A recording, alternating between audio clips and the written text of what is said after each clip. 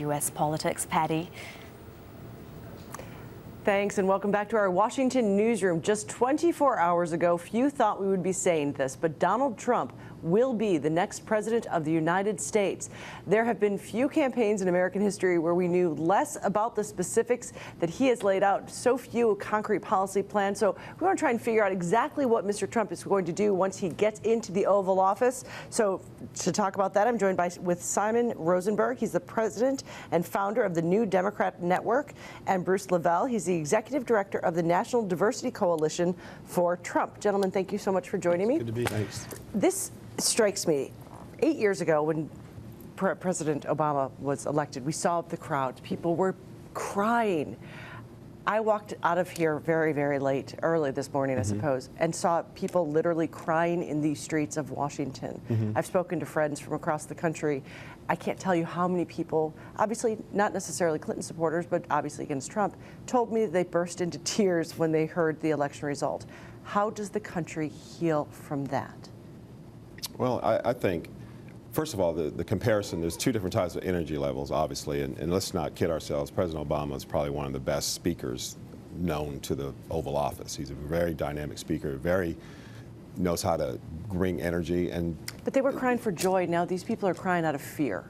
Well, I mean, if we rewind the tape, I'm sure you'd have found some Republicans that were crying out of fear. Nope, oh, yeah, I was one of them. No, wait, I know in 2012. Yeah, okay. Oh, no, they were crying. I think we have short memories in that. But, as is what I've said many, many times, Patty, that as we progress and we move on and the Donald Trump presidency moves in, his strong ability to be a strong businessman, great leader in terms of attracting talent, which is really what makes this business very successful. That's really who he is. People keep saying that he attracts talent. All of the Republican establishment basically walked away from him. So do they come back now?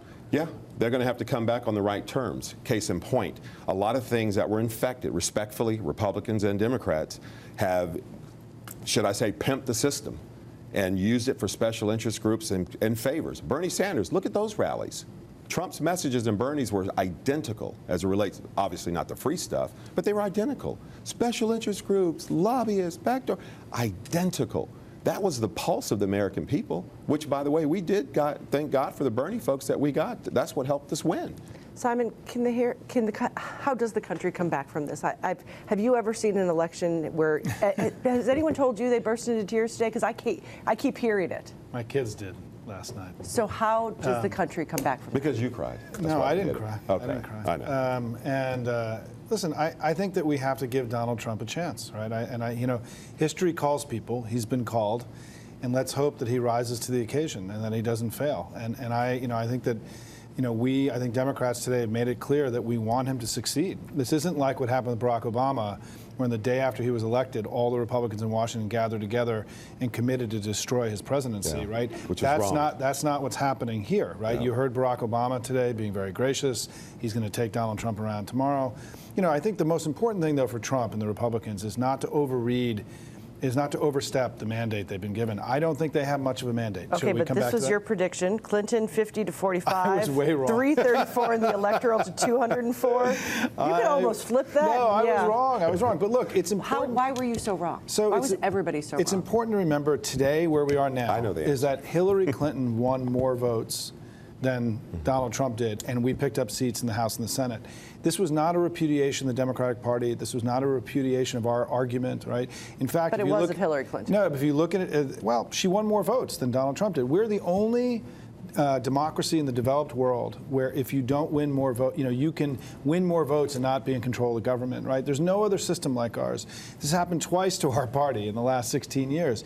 So my admonition to my friend here is that Republicans have to be very careful. They don't have the American people behind their back now. They won the election, they have power, but if they go too far and push their agenda beyond where the American people want them to take it, they could have a very bad midterm election, just like we did in 1994 and just like Obama did in 2010. Bruce, I want to ask you about the Muslim ban, the religious test, the extreme vetting. Right.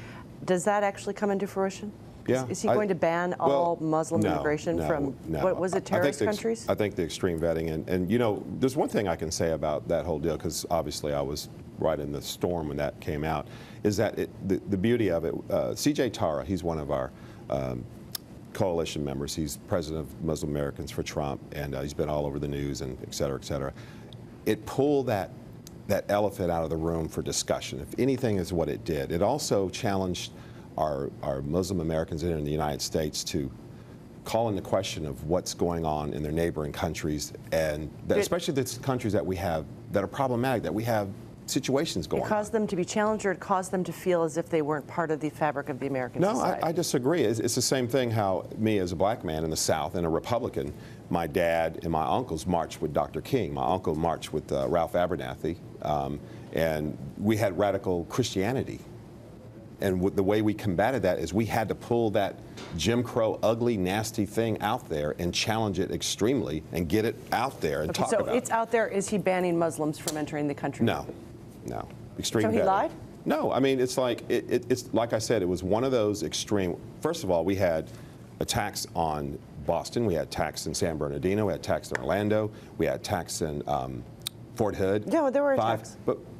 But all were tied to some level of radical Islamic terrorism. But here's the deal. That weren't actually, that were. But here's the deal. U.S. citizens. We had 5 hits.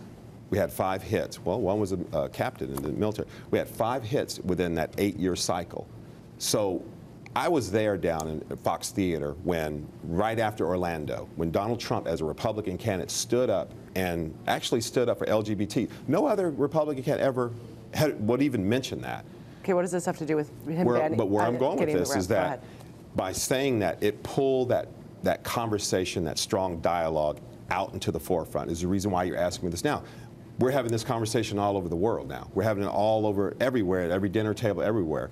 Extreme vetting, the countries that we're having problems with, Syria, a lot of things that's going on over there. We, at some point, we had to say something and do something. All right, gentlemen, thank you so much. We're out of time. This has been an interesting discussion. And yes, the conversation is going to continue, especially until tomorrow, because Donald Trump will be welcomed to the White House by President Barack Obama, shown the Oval Office, maybe given a little tour, and seeing how he wants to redecorate it. That's probably on the agenda for tomorrow as well. But for that is the latest and the last from us here in Washington after a very, very long couple of election days. For now, back to Elizabeth in Doha. Patty, thank you very much for that. That's our White House correspondent, Patty Calhoun in Washington, D.C. Well, Donald Trump has threatened to overturn the land